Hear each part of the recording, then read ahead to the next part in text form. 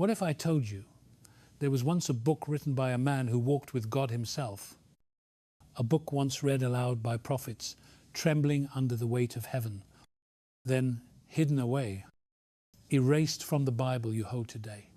A book that bears the fingerprints of the Creator, yet was buried by the fear and power of men. That book is called the Book of Enoch. I am Dante of Florence, and I heard whispers of it in my dreams. In the long nights between the inferno of the soul and the light of paradise, I saw a man walking between worlds, not by his feet, but carried by the breath of God. They called him Enoch, the man whom God took away. Every night, when the world falls silent, there are souls who cannot sleep. They search for truth among the stars, in the wind. In the forgotten scrolls, I hear their voices calling through the darkness, like prayers drifting into the void. And within that whisper, I hear the oldest words ever spoken. Enoch walked with God, and he was not, for God took him. If that is true, then Enoch did not he was taken so that he could witness things no mortal eyes were meant to see. In the book of Enoch, he tells of 200 angels sent down to guard humankind. But when they beheld the beauty of mortal women, their hearts melted. They forgot their mission. They fell, and from that fall came strange offspring, half human, half divine, known as the Nephilim. Enoch became the witness, the recorder of a rebellion that shook both heaven and earth. Guided by the archangel Uriel, he was lifted beyond the stars, where he saw the gates of light through which the sun passes. Where time itself is born, he wrote about the laws of the stars and the rhythm of the cosmos. But that knowledge was forbidden. The book was banned because it spoke too boldly, too clearly, too dangerously. I remember what St. Paul once said, "There are things that man cannot utter, yet Enoch uttered them." He wrote so that we might know that knowledge itself is a battlefield, and truth always burns with fire. When Dante wrote of paradise, I thought I had glimpsed heaven, but after reading Enoch, I realized heaven is not a place. It is a war fought inside every soul, between light and shadow. So listen to me, you who hear these words in the stillness of night. This is not a story meant to lull you to sleep. This is a call to arms for the spirit. Every prayer is a sword. Every silence is a battlefield. We do not read scripture to rest, but to awaken. When Enoch walked with God, he carried no weapon, yet his faith was a flame that could not be extinguished. And so I ask you this: if tonight God called your name and said, "Walk with me," would you dare to leave the world behind? I see Enoch did there. Have you ever wondered what would happen if the guardians of heaven themselves broke the command of the Almighty? What if beings of pure light stepped into the dust of the earth and forgot who they were? The story of the Watchers begins not in darkness, but in beauty. It begins with obedience and ends in ruin. 200 angels were sent down to watch over mankind. Their leader was named Shemiyaza, and under him were captains mighty and radiant. They came not as destroyers, but as teachers, messengers of order. They were to guide humanity to live in harmony with the Creator. Yet when they beheld the daughters of men, their hearts burned with desire. They saw in mortal beauty a reflection of the divine, and mistook that reflection for the source of life itself. They swore an oath together on Mount Hermon, binding themselves in rebellion. They said, "Let us descend and take wives among them, for we are gods and deserve the joy of creation." So they fell, and their fall changed the world forever. From their union came giants, beings of flesh and spirit who devoured the earth. They built cities that touched the sky and uncovered secrets hidden in the bones of creation. They taught humankind how to forge weapons, how to cast enchantments, how to paint their faces and bend appearance, how to read the stars and control seasons. These gifts brought power, but also pride. And from pride came blood. Humanity began to turn on itself, and the world groaned under corruption, and God looked down and saw that his order was broken. The world that had been good was now filled with violence. He summoned 4 archangels, Michael, Gabriel, Raphael, and Uriel, and said, "Go, descend and cleanse the earth. Bind the watchers who betrayed their charge and destroy the giants born of their sin." The archangels obeyed. The sky shook, mountains cracked and seas rose. Michael struck Shemiaz and cast him into the deep. Gabriel hunted the children of the fallen and cut their power from the earth. Raphael sealed the abyss, and Uriel carried the message of judgment back to Enoch, the one who walked with God. And Enoch wept. He pleaded for mercy on behalf of the watchers. And he said, "Lord of heaven, they have sinned, but they were once pure. Spare them." But God answered, "The heavens are my throne and the earth, my footstool. Shall I forgive those who corrupted both? What has been defiled must be cleansed." The watchers were bound in chains beneath the mountains, awaiting the day of judgment. Their offspring, the Nephilim, were destroyed. The knowledge they gave to men was scattered and sealed. Yet fragments of it still linger in human hearts.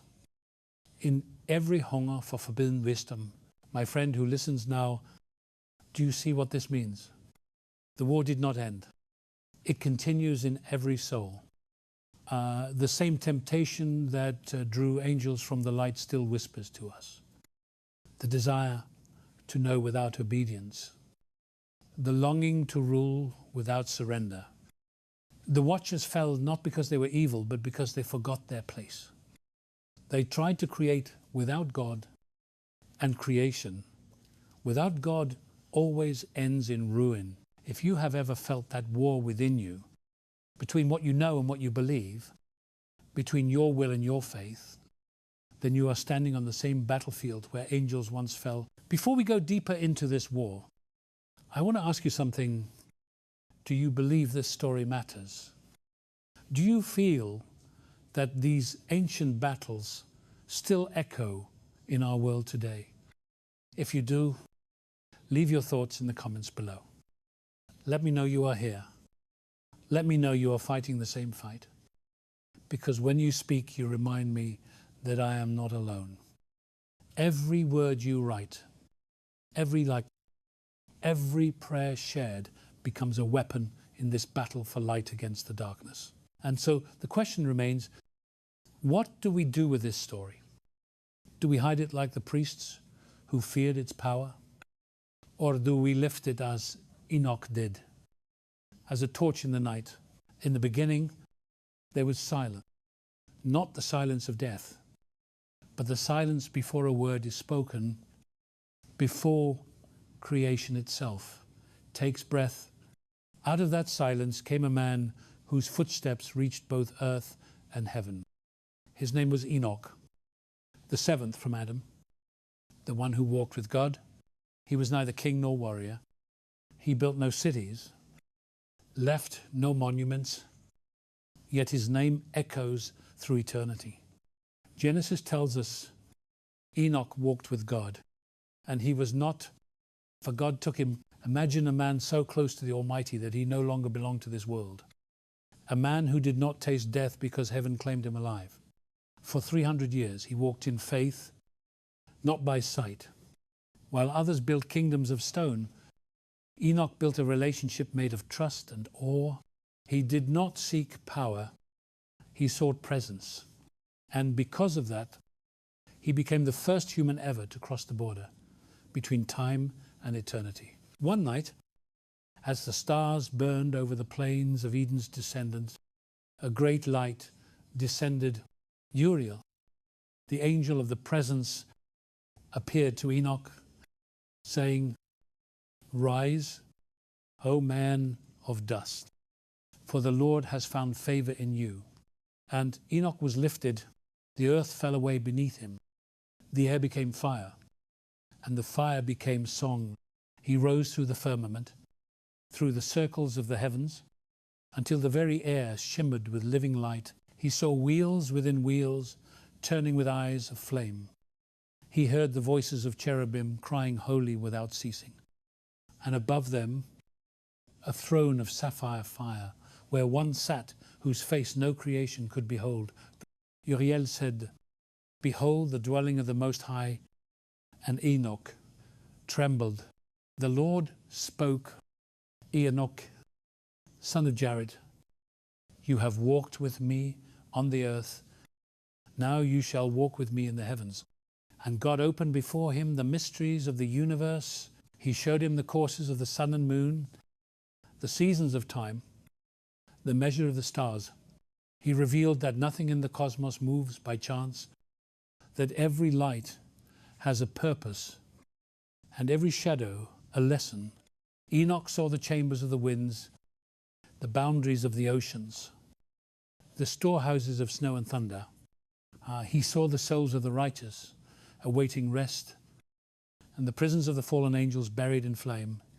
He saw the end of the age and the birth of the world to come. When he returned to the earth, Enoch no longer saw as men see.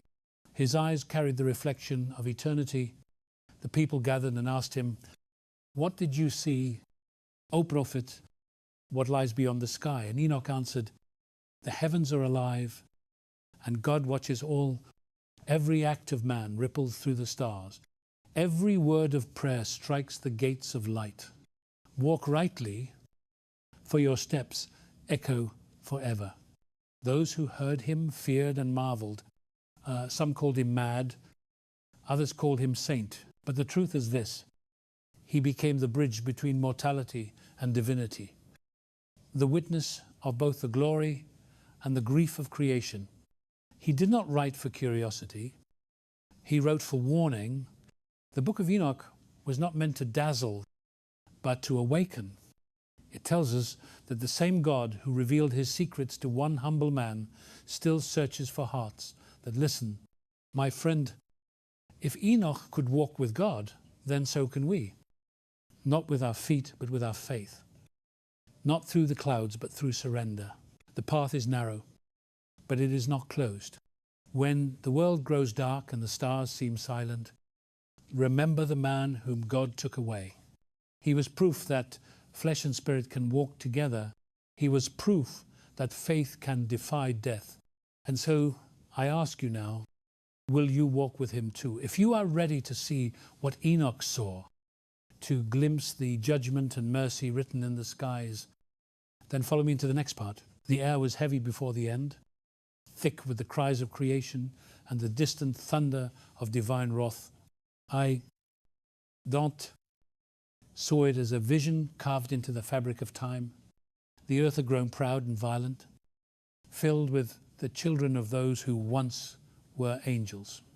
They were called the Nephilim, giants of great stature and greater sin, born of heaven's rebellion and humanity's weakness.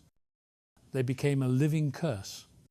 These beings walked the valleys like kings, their steps shaking the ground. They consumed the harvest of men, then the flocks, then the forests, until there was nothing left to feed their hunger. When the world could no longer sustain them, they turned on each other, spilling blood that stained the soil. Their eyes were bright like molten iron, their voices deep as thunder. And above them, unseen by their arrogance, ever wept, the watchers, their fathers, looked upon the destruction and trembled. What they had called love had become corruption. What they had taught as wisdom had become sorcery. They saw the world burn with the fire of their own making, and they cried to Enoch, who had once been their messenger. They said, "Go to the Lord for us. Plead for mercy. For our children are dying and the earth is ruined." Enoch ascended once more, guided by Uriel, to stand before the throne of the Almighty. He fell upon his face and said, "Lord of all spirits, the watchers beg for forgiveness. The giants destroy the earth. The oceans groan. The mountains bleed, and the hearts of men have turned to stone." But God answered, No petition will be heard from those who defied my command. They knew the light, yet chose the darkness. Their children will perish, and their memory will become a warning forever. When Enoch returned with this message, the watchers were silent. Shemiyaza, their leader, tore his robe of light and said, I have condemned my own blood. The others hid in the shadows of the mountains, but the sound of judgment had already begun. The skies darkened, the winds roared, and the voice of God went forth like a storm, calling for the end of the first world. The archangels were sent once more, Michael to strike, Gabriel to cleanse, Raphael to seal, and Uriel to warn. And among men, one was chosen, Noah, the grandson of Enoch, righteous in a world of ruin. Noah was a quiet man, steady and faithful. While the rest of the earth mocked heaven, he listened. When he prayed, the wind seemed to still, as if creation itself leaned closer. One night, the voice of the Lord came to him in a dream, saying, the end of all flesh has come before me, for the earth is filled with violence. Build an ark of gopher wood, 300 cubits long, 50 wide, and 30 high. Make a window in it for the light, and seal it within and without with pitch. For behold, I will send waters upon the earth to destroy every living thing that breathes. But with you I will establish my covenant. Bring your wife, your son, and their wives, and take with you 2 of every kind, male and female, to preserve life. Noah awoke trembling. He did not question, he did not delay. While others feasted and laughed, he cut timber and labored day after day. They called him mad, a fool chasing rain in a land of sun. But he knew the sky was listening. For 100 years he built the ark, and every hammer strike echoed like a sermon, every plank a prayer. When the last beam was set, the sky turned grey and heavy. Animals began to move across the land, not by command of man, but by the whisper of the Creator. They came in pairs, slow and solemn, as if guided by unseen hands. Noah and his family entered the ark, and the door was shut not by him, but by God. Then it began. The fountains of the deep broke open, and the windows of heaven were unsealed. Rain fell not as drops, but as rivers. A thunder split the horizon, and mountains vanished beneath the waves. The world screamed. The mighty cities of the giants were swallowed. Their towers cracked like dry bones. The Nephilim tried to climb the peaks, but the water rose higher. Some cried out to heaven. Others cursed it. The watchers saw their sons drown and knew that their rebellion was over. The sea became their grave, and the flood their final hymn. For 40 days and 40 nights the rain fell without pause. The ark rose and drifted over the ruins of a world that once was. Inside, Noah prayed while his family wept. He could hear the cries of those outside, pounding against the waters. But his heart was steady, for he knew that mercy often comes wrapped in sorrow. The Lord remembered Noah, and the wind began to pass over the earth. The rain ceased. The fountains were closed, and the silence that followed was more terrible than the storm itself. After many months, the ark came to rest upon the mountains of Ararat. Noah opened a window and sent out a raven, then a dove, and when the dove returned with an olive leaf in its beak, he fell to his knees and wept. The flood had receded. The world had been cleansed. When he stepped onto the new earth, the sky was washed clean and the air smelled the beginnings. He built an altar of stone and offered burnt offerings to the Lord. The smoke rose into the heavens, and God spoke, saying, "Never again will I destroy all life by water, for the heart of man is evil from his youth. Yet I will remember mercy."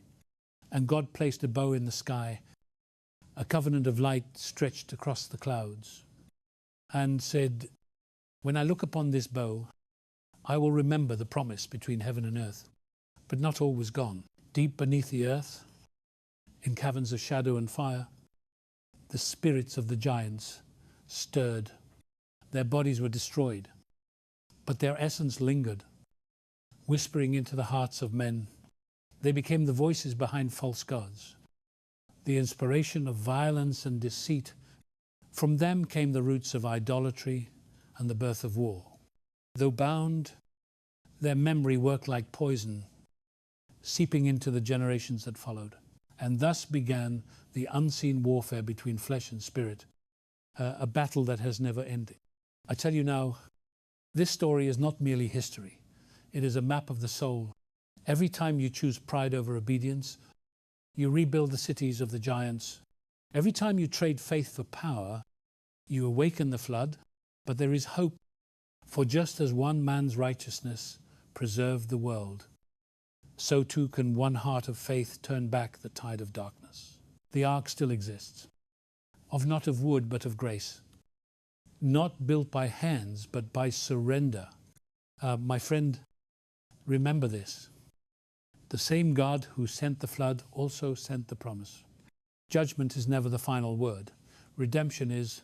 So as you walk through storms of your own making, build your ark of faith. Hammer each prayer like Noah's wood. Seal it with trust and let it rise above the floodwaters of fear. And when you see the rainbow, whether in sky or in spirit, know that it is not just light upon rain. It is the signature of God written across the storm, and a reminder that mercy always follows wrath, and that even in destruction, heaven still plans deliverance. When Enoch was taken once more into the realm of light, he did not rise into silence, but into song. For the heavens themselves were alive with harmony. The stars moved like living souls, each one carrying a name and a purpose. Uriel, the angel who guided him, said, "Look, Son of Man, for what you see is not the night sky, but the breathing body of creation. The light you call stars are the eyes of heaven, watching, measuring, and bearing witness to every heartbeat of the world below." Enoch looked and saw a great wheel of fire turning in the distance, a circle beyond circles, vast as eternity. Around it flowed rivers of light, like golden winds tracing paths through the firmament. Uriel spoke again. The Creator set boundaries for all things, the sun to rule the day, the moon to rule the night, and the stars to mark the appointed times. Each one rises and sets by command. None stray from the order written at the foundation of the world. What men call chance is merely ignorance of divine rhythm. Then Enoch was shown the gates of the sun. There were vast pillars of crystal fire at the edge of the heavens. From the first gate, the sun emerged in spring, warming the earth and awakening seeds from their sleep. From the sixth gate, it blazed with strength at the height of summer. From the 12th, it withdrew into shadow, and winter covered the land. Uriel said, "Every season obeys the covenant of light. When the sun walks its appointed path, life flourishes. When man breaks covenant, even the sun hides its face."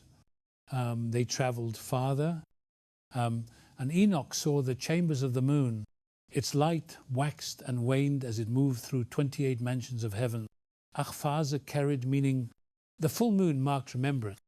The new moon renewal. The moon governed tides and time, teaching man that all things must rise, fall, and rise again. Uriel said, "The moon is mercy, reflecting the sun's light even when the world turns away from it. So too should the righteous reflect the glory of God even when the world hides in darkness." Next, Enoch beheld the courses of the stars. They were countless, woven together like threads in a divine tapestry. Some glowed blue with wisdom, others red with judgment, and others white with purity. He saw constellations shaped like lions, eagles, serpents, and men, each one representing a mystery of heaven mirrored on earth. The stars were not gods, but signs teaching man of the Creator's majesty. Uriel declared, when you gaze upon the sky, remember, these are not idols, but instruments of divine will. The heavens declare the glory of God, and the firmament shows his handiwork. Then Enoch was taken to the place where the winds are born. 4 great chambers opened before him, each guarded by a spirit mighty and radiant. The first sent forth the wind of the east, bringing dawn and renewal. The second, from the south, carried warmth and fire. The third, from the west, bore the rains that feed the rivers. The fourth, from the north, brought cold and trial. Uriel said, the winds are not wild, they are servants of the word. Every storm, every breeze, every whisper in the air is a messenger of purpose. The righteous learn to listen, while the wicked only hear noise. Beyond the winds, Enoch saw the foundations of the earth, massive pillars that sank deep into the abyss. Upon them rested the seas and mountains. He saw the vaults of snow and hail, the storehouses of thunder and lightning, each waiting for the command of the Almighty. Enoch trembled and said, Lord, who is man, that you reveal such wonders to him? Uriel answered, man is the mirror of heaven. When he is righteous, creation rejoices. When he is corrupt, creation mourns. The order of the cosmos reflects the order of the human heart. As they rose higher, Enoch beheld 7 great stars bound together with chains of fire. Their light was dim, and their faces sorrowful. Who are they? He asked.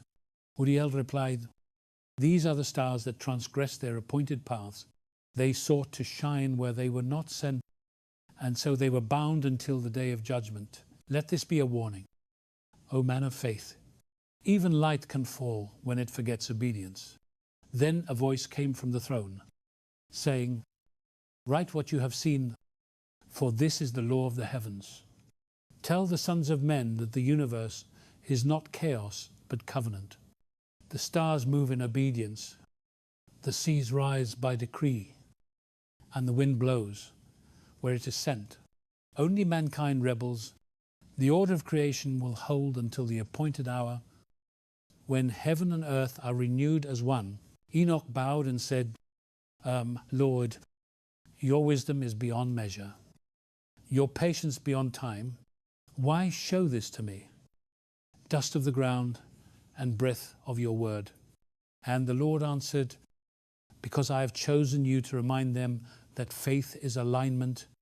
When man walks with me, the stars shine brighter. When he turns away, even light seems dim.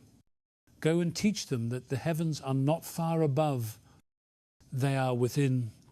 The same order written in the stars is written in their souls. When Enoch returned to the earth, his face shone like the dawn. The people were afraid to look upon him. They asked, what did you see, O Holy One? What secrets do the heavens keep? Enoch said, the stars are not our masters. They are our teachers. Every sunrise is a call to righteousness. Every sunset, a reminder that our days are numbered. The moon cycle is a sermon of renewal, telling us that no darkness is permanent. The constellations are the handwriting of God across the night sky, declaring that no one is forgotten. Some believed and bowed their heads, others mocked and turned away. But the sky remained patient and silent, bearing witness. For those who listened, life took on new rhythm. They planted with the seasons, prayed with the moons, and walked with reverence under the canopy of creation. For those who mocked, the heavens seemed empty, just lights in a void. They could not hear the music that Enoch had heard. I heard it too. Faint but clear, like a choir beyond the reach of mortality. And I understood then what Enoch had seen. The cosmos was not a cold machine, but a living cathedral. Every star, a note in an eternal hymn. To study the heavens is to learn obedience, for even the greatest lights bow to a higher will. To forget that is to fall as the watchers fell. Remember this truth. The heavens above are the reflection of the heavens within. Order is not oppression.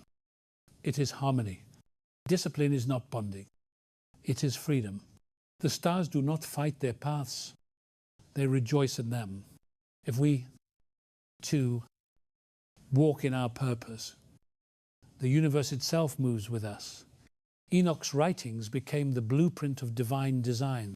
Though many rejected them, the wise kept them hidden, knowing that one day mankind would again look upward and ask, why do the heavens move as they do? And when that day comes, the book of Enoch will speak once more, not as myth but as memory, reminding us that faith and knowledge are not enemies.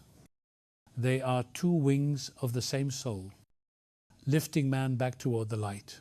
And so the story of Enoch's heavenly journey does not end in stars, but in understanding, for what he saw in the sky was meant to awaken what sleeps in us. The divine rhythm that calls us to walk in step with the Creator, steady, faithful, and radiant, until heaven and earth sing as one again. When Enoch returned from his visions, the people of the earth gathered around him, trembling before the light that still lingered on his face. He spoke to them of stars, of order, of the sacred harmony that joined heaven and earth. Some listened with awe, others with envy, and still others with suspicion. For not every heart rejoices when truth is revealed. Enoch told them, the wisdom of heaven is not to be hoarded. It is to be lived. But even as he spoke, shadows moved among the people. The remnants of the fallen angels' teachings had not perished with the flood. They lingered like embers under ash, waiting for a breath of pride to bring them to flame again. Across generations, men began to rediscover the forbidden arts. They carved symbols into stone, invoking the names of the watchers who once ruled the night. They studied the movement of the stars, not to worship the Creator, but to control fate itself. The knowledge that had once been pure now became tainted by ambition. They forged weapons in secret. They whispered charms over water and blood. They built altars, not of thanksgiving but of power. And though they spoke of wisdom, what they sought was dominion. Enoch saw this in a vision and cried out, "O earth, you have not learnt. You rebuild what heaven has destroyed. You resurrect what God has buried." The same pride that felled the angels now grows again among men. He warned them that the path of knowledge without faith would lead to ruin. But men's ears had grown deaf to the voice of heaven. They preferred the whisper of mystery to the discipline of truth, and from their pride, new legends were born, blending memory and myth until even truth itself became a tale. From the ruins of the ancient world rose stories told by tribes far and wide. In the lands of Sumer, they spoke of gods who descended from the stars to teach men the secrets of heaven. In Egypt, they carved on temple walls the story of divine beings who taught the craft of writing, medicine, and magic. In Greece, they told of titans who fell from the heights, imprisoned beneath the earth. In the Far East, sages spoke of celestial teachers who mingled with mortals and gave birth to dynasties of demigods. Every culture carried the echo of that one rebellion, the memory of the watchers who defied God and taught forbidden knowledge. The names changed, the tongues changed, but the wound in human memory remained the same. Dante saw the pattern written not in scripture alone, but in the history of all nations. Humanity cannot forget what it once saw. Even when the watchers had become myths, their sons turned into legends. Their teachings transformed into philosophies and rituals. The serpent of Eden, the titans, the shining ones of Sumer All were reflections of one truth: the hunger for godlike knowledge that destroys the soul, that seeks it without obedience. Enoch wrote, "The fallen ones have become spirits of temptation. Though their bodies perished in the flood, their essence wanders the earth, whispering in dreams, inspiring false visions, corrupting the hearts of kings. They are the architects of confusion. They teach half-truths so that man may think himself wise while walking toward his own ruin." And I, reading those words, trembled, for I saw them fulfilled in my own age. Men of learning debated heaven as if it were a game. Priests turned rituals into politics. Scholars wrote of creation as though they had witnessed it themselves. And yet the world grew darker, not brighter. Among the stories that rose from the memory of the fallen, one name stood out in Enoch's vision: a spirit called Mami Wata, a being of beauty and deceit, said to dwell in the waters of the deep. She was the echo of those ancient angels who descended to earth, bearing beauty as a weapon. In her song was seduction. In her promise was death. She appeared to sailors and kings alike, offering wisdom and power, but always at the cost of their soul. The tribes who feared her built shrines at riverbanks, and their daughters wore silver charms to ward her off. Yet Enoch wrote that she was not a goddess, but a shadow, a reminder of what happens when the divine mingles with the defiled. Through these myths, Enoch saw a pattern. The same knowledge that was meant to uplift had become the root of corruption. The knowledge of the stars turned into astrology. The knowledge of healing became sorcery. The art of beauty became vanity. Even the art of worship turned into idolatry. Man was not meant to forget heaven, but neither was he meant to steal its secrets. The path between ignorance and arrogance is narrow, and few walk it without falling. Uriel appeared to Enoch once more, his wings like molten gold. He said, "Do not despair, for the Creator has written even this into his plan. What was stolen will one day be redeemed. The knowledge they twisted will be restored to purity, but until that day, men must walk by faith, not by sight. For those who seek wisdom apart from God will find only confusion, but those who seek God first will find that wisdom follows as light follows dawn." Enoch bowed his head and said, "Then knowledge is not the enemy." Uriel replied, "No, it is the mirror. When man looks into it with pride, he sees only himself. When he looks with humility, he sees the face of God." Dante, I remembered those words as I looked upon my own world, filled with inventions and discoveries, with scholars and poets who believed they could unravel the mysteries of existence by reason alone. Yet for all their wisdom, the world was starving for meaning. I saw the same war that began before the flood still raging within us. The battle between revelation and rebellion, between humility and pride, and I understood then that true enlightenment is not found in the stars or in the scrolls, but in surrender. Enoch's legacy was not to condemn learning, but to redeem it. He showed that knowledge is holy only when it bows before the giver of knowledge. The stars he saw were not idols. They were scriptures written in light, each one declaring the faithfulness of the Creator. The laws he wrote were not formulas of power. They were reminders of harmony. The heavens are not a machine to be mastered, but a melody to be joined. When man tries to conduct it without the composer, the song turns to noise. And so the ancient myths remain not as lies, but as warnings, faint echoes of truth, distorted by time and pride. The gods of old were not gods at all, but Fallen teach us reflections of a knowledge once divine, now corrupted. Their temples are dust, their names forgotten, but their influence endures in greed, in pride, in the hunger for control that still haunts mankind. Yet above them all, the voice of Enoch endures whispering across the centuries, I remember who you are. You are not meant to worship the stars, but to walk beneath them in wonder. You are not meant to command the heavens, but to live in harmony with their song. You are not meant to seek power, but presence, and that, I believe, is the heart of his message. True wisdom is not found in forbidden knowledge, but in faithful obedience. The heavens declare the glory of God, and man's highest calling is to echo that glory in his life. Every myth, every mystery, every fragment of ancient story points us back to that truth.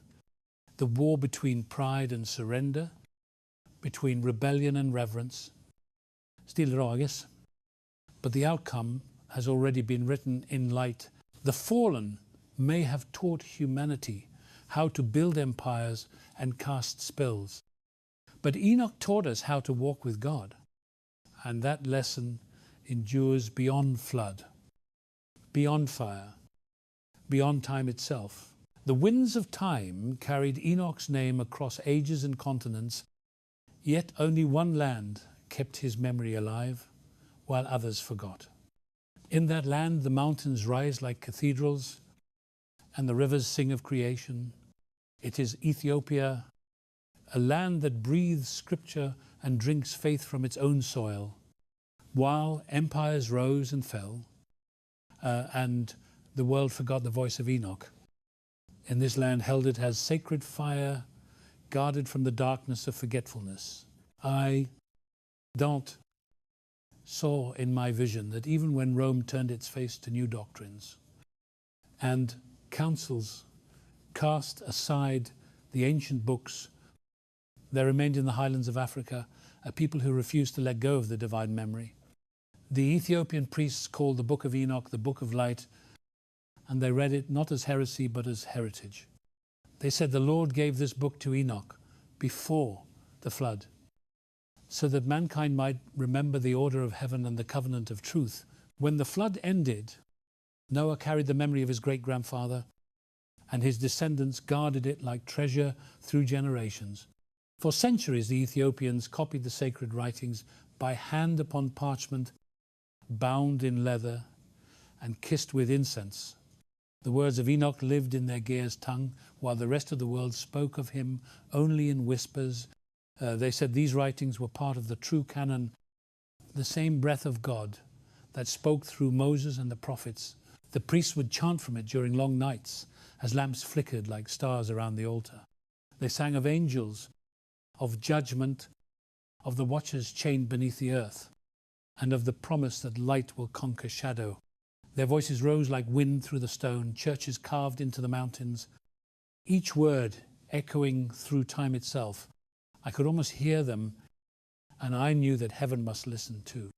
Travelers from distant lands came to Ethiopia and marveled. They saw a people who prayed not to forget, and who read from books that others had burned. When European scholars heard of this book, they doubted its existence. They said no such scripture could survive outside their canon. Yet when the explorers reached the highlands, they found it there, whole and preserved, as if time itself bowed before its holiness. The Book of Enoch had never been lost.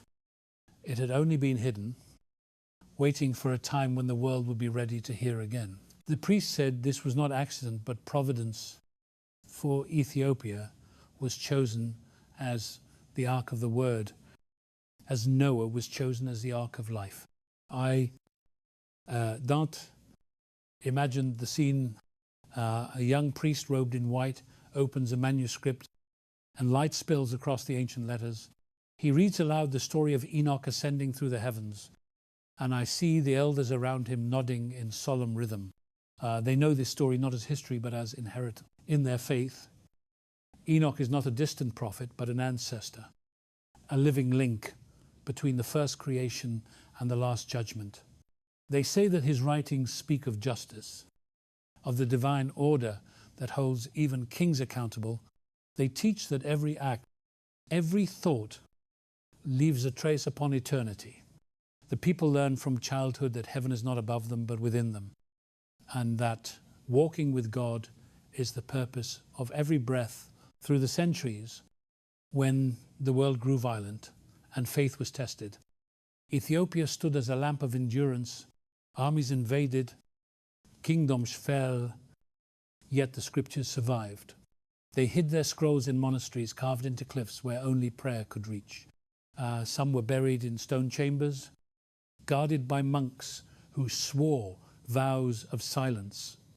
Each page was written not in ink alone, but in devotion, for they believed that every letter carried the breath of the Spirit. When they read Enoch, they did not seek secrets, but understanding. For them, the watchers were not myth, but warning. A lesson against pride and rebellion. They said, when angels fell, the world learned sorrow. But when Enoch rose, the world learned hope.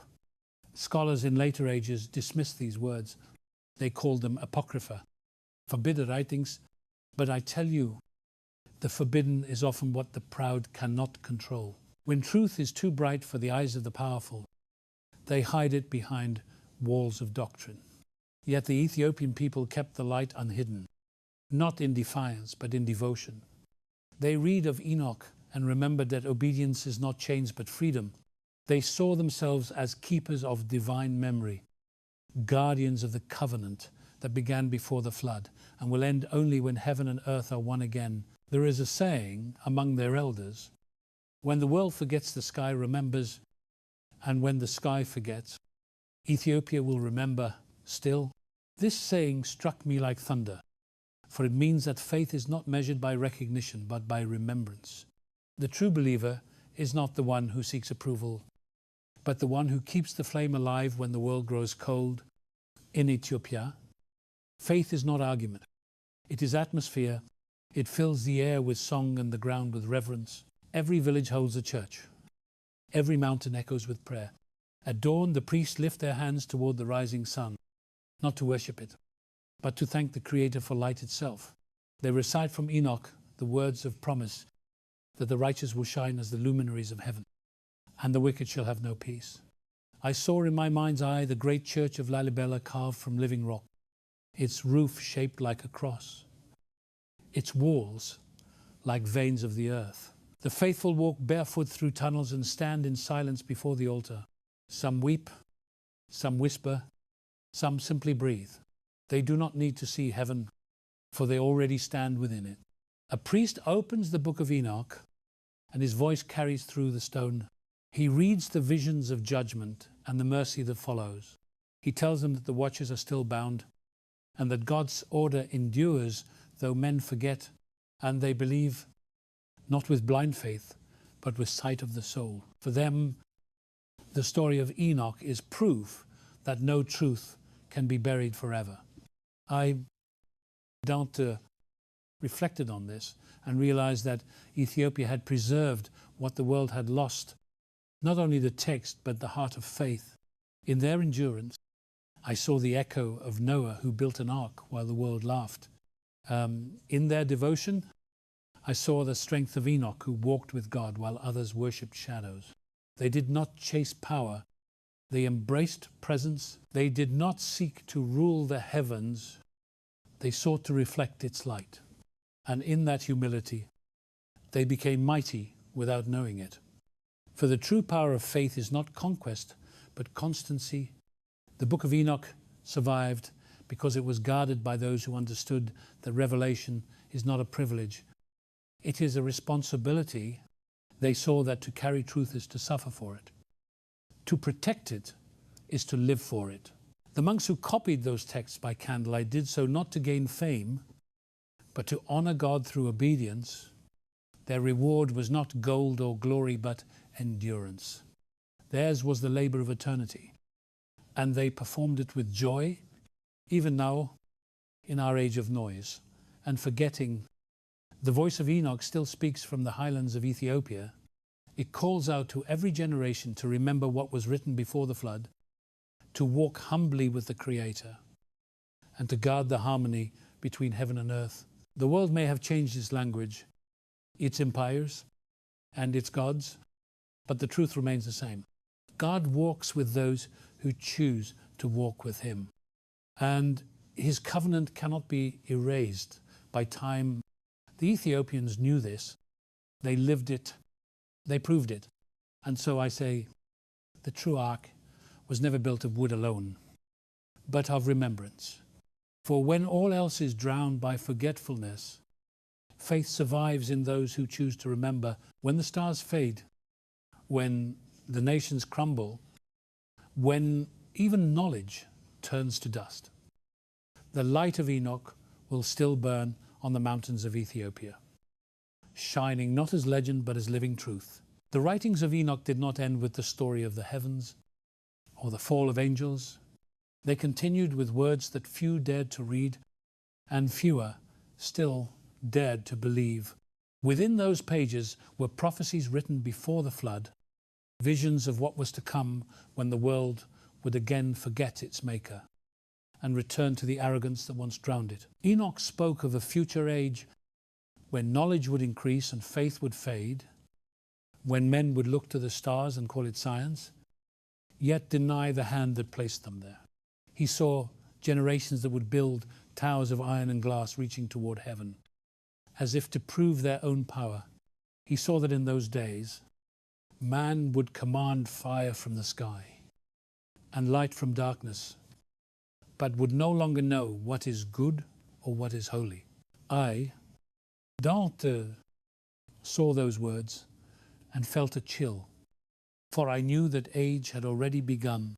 Enoch wrote that the hearts of men would become restless and that their wisdom would turn against them. He said, the earth will tremble with the weight of its own pride, and the seas will rise against the cities that forgot the fear of God. There will be signs in the heavens, and the stars will change their course. Men will speak of progress while their souls decay, and the children of the faithful will be mocked by those who serve only reason. He saw kingdoms rise on deceit and crumble in chaos.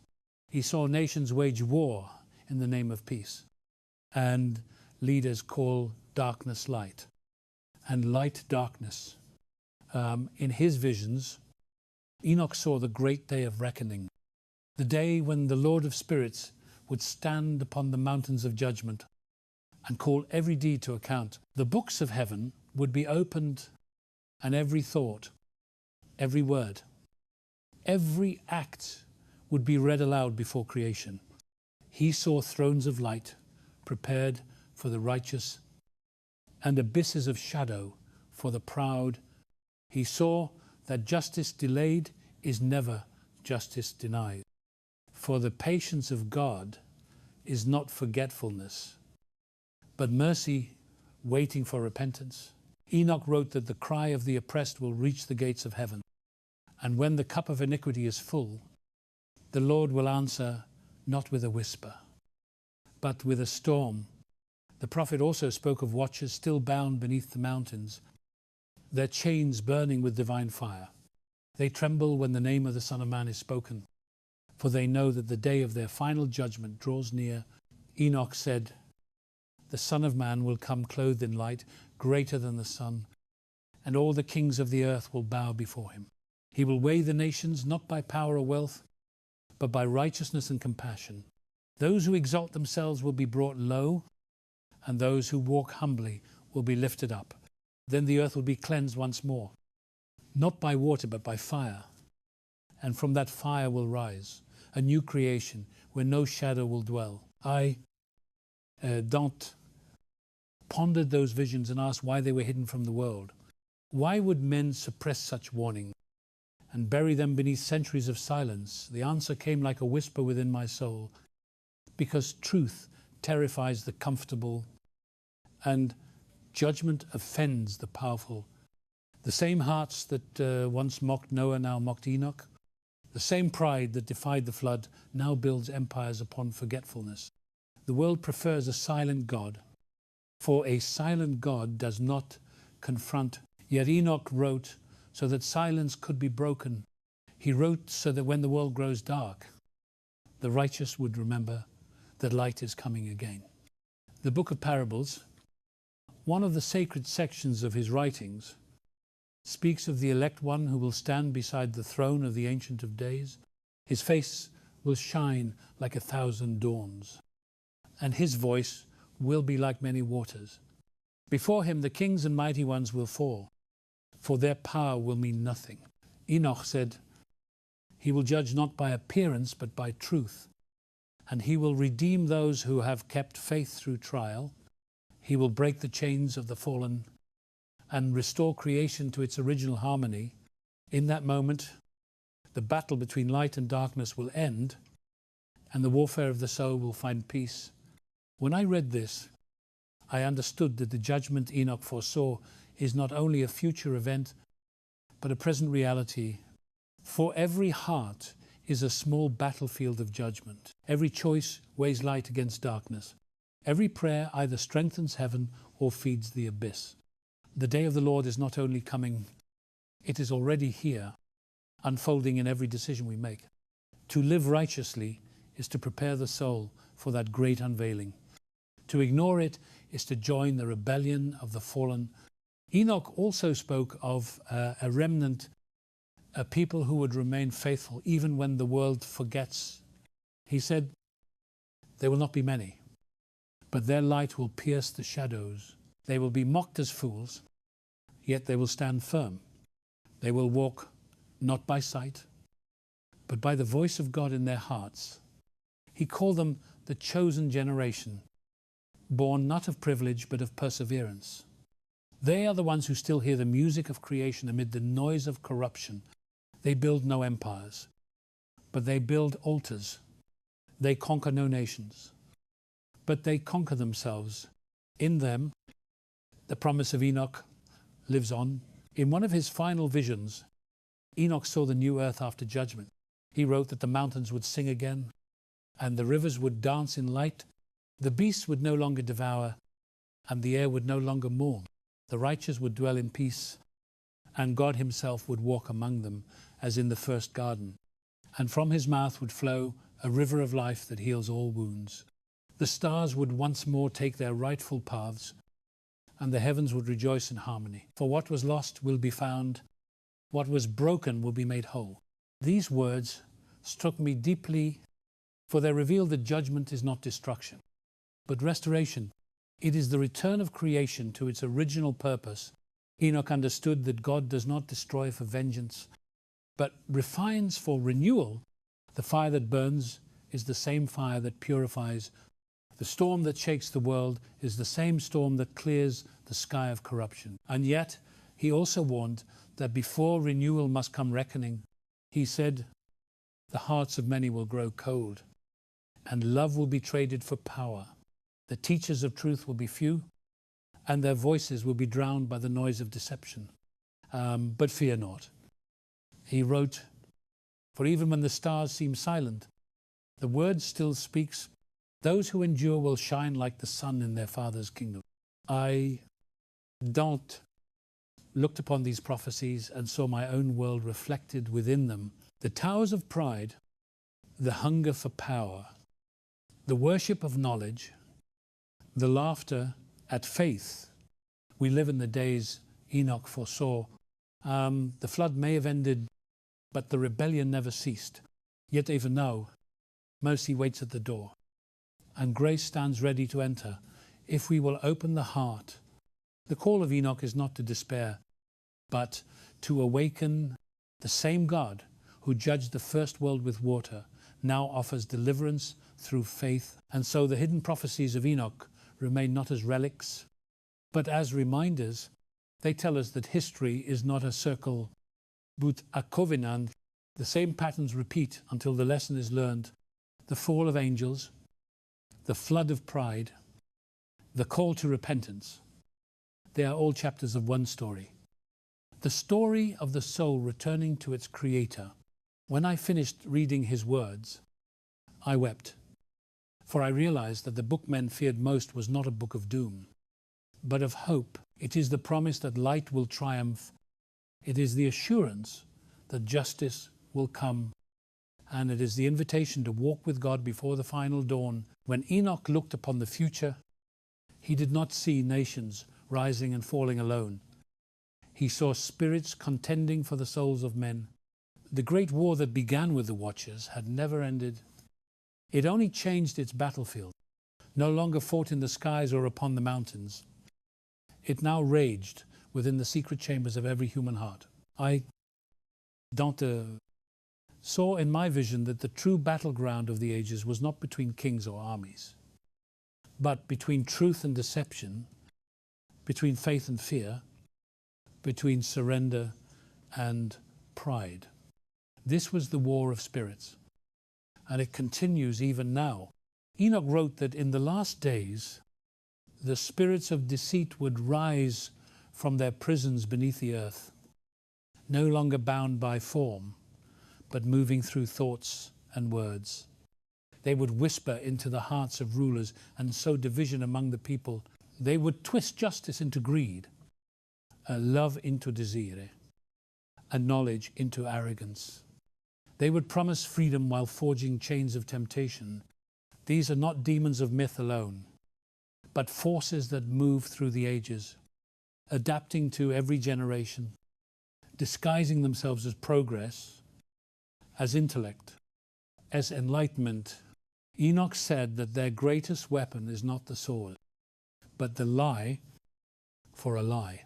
Repeated long enough becomes a throne, and many will kneel before it. I have seen their work, not in fire and shadow, but in indifference, in cold hearts that no longer tremble before God.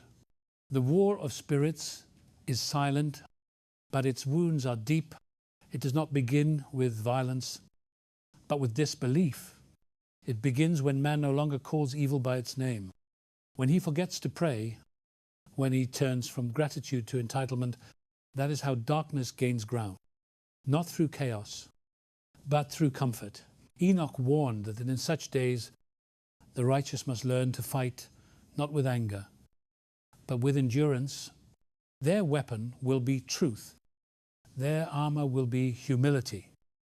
Their fortress will be faith. The book of Enoch speaks of angels who still fight on behalf of mankind. Michael, the commander of light, stands against the prince of the air, who governs pride and confusion. Gabriel guards the message of salvation and speaks courage into the fearful.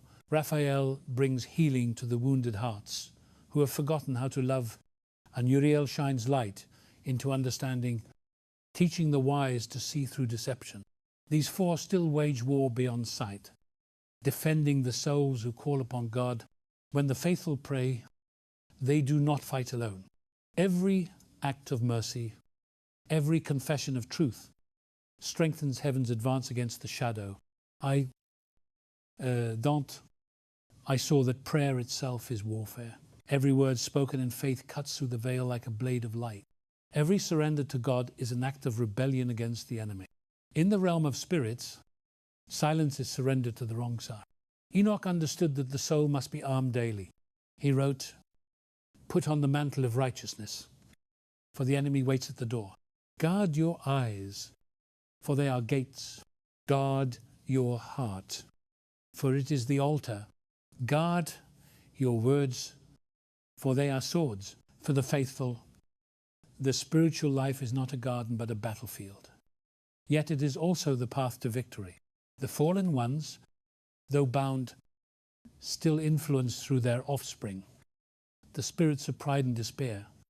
They tempt men to forget who they are and who created them. Pride says, "I am my own master." Despair says, "I am beyond redemption." Both serve the same purpose, to sever man from grace. But Enoch teaches that deliverance is born in remembrance. When man remembers his maker, chains break. When he remembers mercy, hope returns. When he remembers eternity, fear loses its hold. In one of his revelations, Enoch saw the armies of light gathered on the borders of the earth. The righteous stood clothed in white, not because they were flawless, but because they were forgiven. Their strength came not from might, but from surrender. The fallen gathered too, vast and roaring, clothed in shadows of their own making. Between them lay the valley of decision, where every soul must choose whom to serve. Enoch said, "There is no middle ground. He who stands still will be swept away." To walk with God is to move forward against the storm, To remain still is to yield to the wind. I don't understood then that the greatest deception of the enemy is to convince us that there is no war, that faith is comfort, that righteousness is weakness. But those who awaken know better. They feel the battle within them every day between the voice of conscience and the whisper of compromise. The enemy does not need to destroy the faithful, only to distract them. But distraction is defeat in disguise. That is why Enoch called for vigilance, for prayer at dawn and repentance at dusk. He said, if you cannot fight the darkness, then do not feed it. If you cannot see the light, then wait for it, and it will find you. The war of spirits is fought in hidden places, in the moments when no one is watching. It is fought in forgiveness, in choosing to love the one who has wronged you. It is fought in honesty, in speaking truth, when lies are easier. It is fought in discipline, in praying, when your heart feels cold. Each of these small victories echoes in eternity. For every good act weakens the empire of evil. The devil fears the humble because humility cannot be bought or broken. Enoch foresaw a time when the faithful would grow weary, when the weight of the battle would press upon their souls like stone. He said, in those days, look to the promise, the Son of Man is your banner. His cross, your weapon, his word, your victory. You're not fighting for triumph, but from it, for heaven has already declared the outcome. The enemy roars because he knows his end is near. Take courage, for light is older than darkness, and truth cannot be erased. Dante saw the truth of that in every soul that chooses faith over fear. Each time a man prays, the enemy retreats. Each time a woman forgives, a chain breaks. Each time a child speaks the name of God. A shadow fathers, the war continues, but the victory is written in eternity. The battlefield is vast, but the throne of God stands unshaken. Enoch's words are not a tale of despair, but a declaration of warfare. They remind us that holiness is not passive. It is a fight. Every generation must take up the same banner. For the war of spirits is not won by one, but by all who walk with the Lord. As I close my reflection on his vision, I feel the truth burning within me. The war will not end until every soul chooses its allegiance. There is no peace without battle, no crown without cross. But blessed are those who fight with love, who wage war with compassion, who strike not with hatred but with holiness. For when the final trumpet sounds and the heavens open, the faithful will stand not as soldiers weary from battle, but as victors crowned in light. And so the call remains, arm your heart with faith, sharpen your spirit with truth, and march with the armor of grace. The war of spirits is not beyond you, it is within you. Fight not with fear, but with fire, for the same God who walked with Enoch walks with all who choose his side. The visions of Enoch ended not in despair, but in triumph, for the last words he wrote were filled with promise and glory. He saw not only the fall of angels and the flood of judgment, but the dawn of a new creation, a world where righteousness would reign as naturally as breath. In that final revelation, he was taken higher than ever before, beyond the stars, beyond the crystal seas, to a place where light was alive and every spark sang the name of its creator. There, the Lord of Spirits spoke to him, saying, behold, I make all things new. What was lost will be restored. What was broken will be healed. And what was hidden will shine again. The story of man will not end in darkness. For I have written his destiny in light. Enoch saw the end of days as a circle closing upon itself, where the first garden and the final city would meet as one. He saw a river brighter than crystal flowing from the throne of God, watering trees that bore fruit without end. The leaves of those trees were for the healing of nations, and no curse remained upon the earth. He saw children laughing in fields that never withered, and the lion lying beside the lamb, not in hunger but in peace. The stars no longer burned with distance, but glowed as if they too were part of the living breath of heaven. And in the midst of that harmony stood the one he called the Son of Man, radiant as the morning, crowned with mercy and power. The voice of the Lord said, "This is the fulfillment of all things." The watchers who rebelled are no more. Their memory has faded like shadows before dawn. The spirits of deceit have been cast into the void, and those who sought knowledge without love have found only silence. But those who endured, who kept faith through trial, who walked with me through the fire, shall shine forever. Their names are written in the book of life. Their tears are counted, and their sorrows turned into strength. The meek have inherited the earth, and the proud have become dust upon the wind. Dante saw in this vision what all souls long for, the peace that cannot be taken, the joy that cannot be stolen.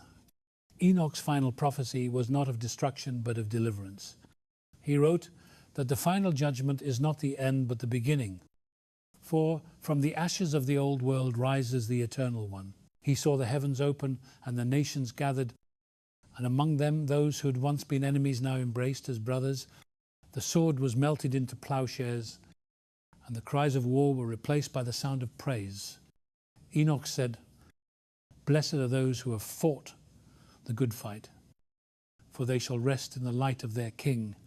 In his final words, he described the new Jerusalem descending from the heavens, not made by hands but by holiness. Its walls were living light, its streets clear as glass, and within it dwelled the redeemed of every age.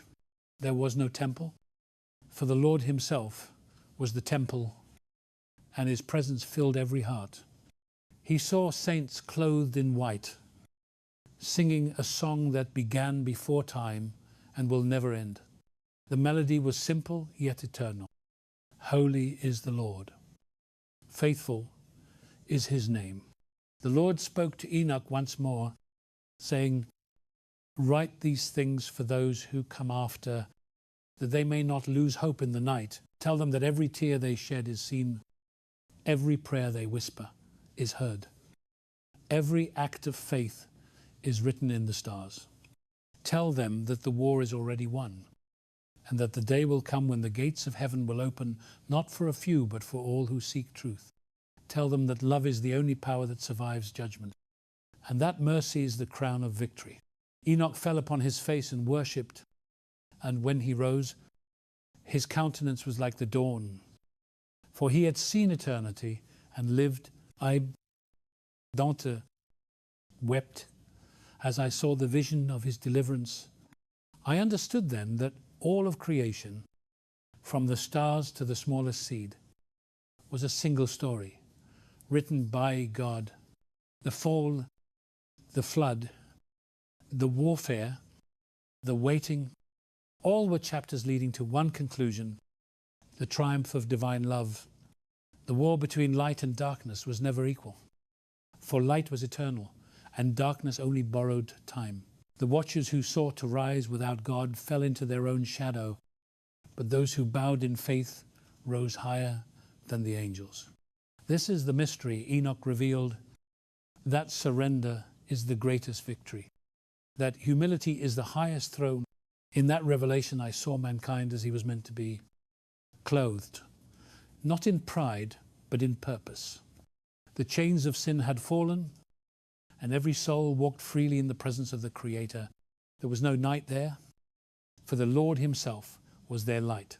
And the voice that spoke from the throne said, "Behold, all the dwelling of God is with man. He shall wipe away every tear from their eyes, and there shall be no more death, no more mourning, no more pain, for the former things are passed away." And all the people answered, "Amen," for they knew that the promise had been fulfilled. Yet Enoch's writings ended not with triumph alone, but with a warning wrapped in grace. He said, until that day comes, walk with God as I walked, keep the covenant of light. Even when the world grows dark, the time of testing will come again. And faith will be tried by fire, but those who endure shall see the face of the Lord, and their reward will not fade. Remember, the path of righteousness is narrow, but it is not empty. For every step is accompanied by His presence. Do not wait for the heavens to open, for they open within you when you pray. Do not seek signs, for the greatest sign is already given, that God Himself walked among men. Dante, I felt those words strike my heart like a bell in the night. I knew that the story of Enoch was not only his, but ours. Every generation stands at the edge of the same choice, to walk with God or to walk away. Every day we are called to build our own ark, not of wood, but of faith, not to escape the world, but to redeem it. The flood now is not of water, but of noise and distraction. Yet the call remains the same. Come and walk with me. The final deliverance is not distant. It begins wherever a soul turns back to its Creator. The kingdom of heaven is not waiting beyond the stars. It begins when love reigns within the heart. The war of spirits will end not with a shout, but with a song, when every voice joins in harmony with the will of the Father. That is the victory Enoch saw, and that is the hope we carry. As I close the vision, I see the old prophet standing at the threshold of eternity. The light of God surrounds him like the dawn. He looks back once more upon the earth and smiles. His journey is complete. His message delivered. The angels rise in chorus, and their song fills the cosmos. Holy is the one who was and is to come. And as their voices fade into the endless light, I understand that the story of Enoch is the story of us all. It is the call to walk with God through darkness into dawn, to wage war, not with hatred, but with holiness.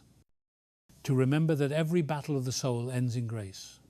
For in the end, there will be no shadow that the light cannot conquer, no sin that mercy cannot cleanse, and no heart too far gone to be redeemed. The last word of the book of Enoch is not judgment, but joy, for the Lord has triumphed, and His light shall never fade.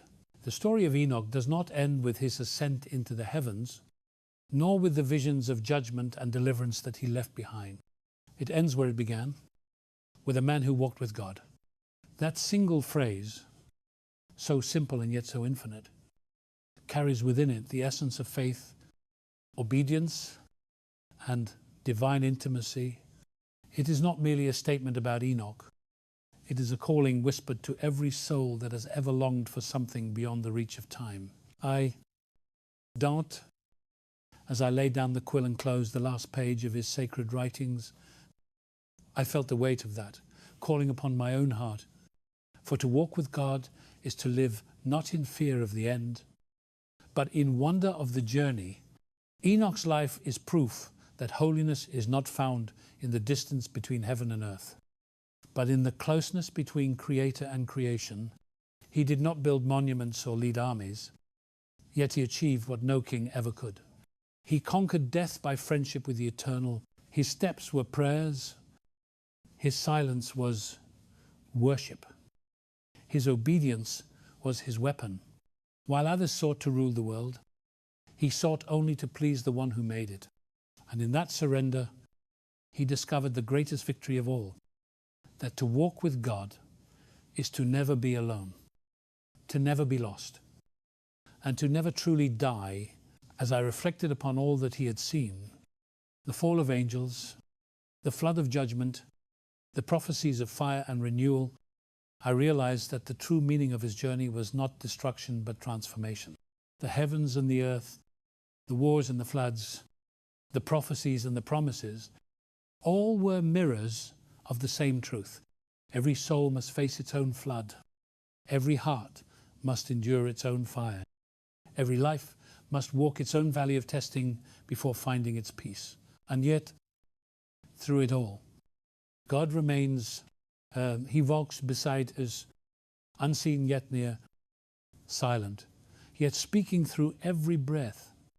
In the stillness of that revelation, I saw what Enoch must have seen: the world as a sacred battlefield where every thought is a soldier, every prayer a weapon, and every act of love a victory. The war between light and shadow is not fought in distant realms. It is waged in the hidden chambers of the soul, and though the darkness rises, it cannot conquer those who walk in light. For faith is stronger than fear, truth sharper than lies, and love greater than all the powers of the abyss. When Enoch was taken, he did not escape the world. He fulfilled it. His ascension was not an escape from mortality, but a revelation of what mankind was meant to be. He became the bridge between the human and the divine, a living testimony that flesh and spirit can dwell in harmony when surrendered to the Creator. His journey was a promise that the same God who walked with him still walks with us. And though we may not see him with our eyes, we can feel his presence in every act of mercy, every moment of forgiveness, every quiet breath of gratitude that rises from the heart. The story of Enoch is also the story of every believer who dares to live as if heaven is real and near. It is the story of those who keep the flame of faith burning in a world of shadows, who build their altars not from stone but from surrender. To walk with God today is not to flee the world, but to redeem it. It is to bring light into the marketplace, truth into the argument, love into the wound. It is to speak peace in places that only know conflict, to forgive where vengeance is expected, to stand firm when others bow to fear. For every such act is a step closer to Enoch's path. I, Dante, as I look upon my own life, know that the divine journey has no end. The road winds through fire and silence, through joy and sorrow, but it always leads upward. The call to walk with God is not an invitation to escape pain, but to transform it. Not to deny the world, but to sanctify it. The faith that Enoch carried across centuries is the same faith that must rise again in us. A faith that does not tremble before the future, but trusts the one who holds it. In every age, there are those who walk as he did, unseen by crowds, yet known by heaven. They do not seek glory, yet their lives change everything around them. They are the mothers who pray in secret, the fathers who lead with humility, the teachers who speak truth when silence would be safer. They are the quiet lights of the world, the hidden saints who walk unseen yet leave a trail of grace wherever they go. To such as these, the promise still stands that one day they too will be taken, not by death but by glory. When I think of Enoch now, I do not see a distant figure lost in ancient time. I see a companion walking beside me still. His story is not old, it is eternal. It is the story of faith's victory over fear, of obedience's triumph over rebellion, of light's dominion over darkness. And though centuries divide us, the same breath that lifted him still moves through the hearts of the faithful. It whispers, "Walk with me, trust me, for I am near." In the end, I understood that Enoch's greatest teaching was not hidden in the stars or sealed in prophecy. It was this, that the purpose of life is not to reach heaven, but to bring heaven near.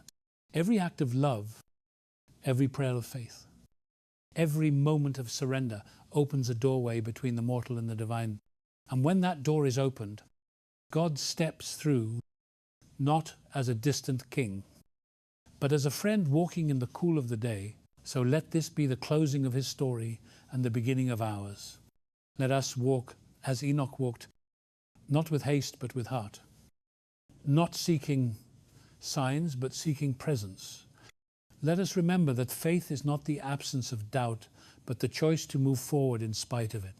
Let us remember that holiness is not perfection but persistence, the courage to rise again, each time we fall. And let us remember that the same God who took Enoch still calls to each of us, saying, "Come, walk with me, for in the end, that is the whole mystery of existence. Not to escape the earth, but to fill it with heaven. Not to flee death, but to live beyond it. Not to conquer others, but to be conquered by love."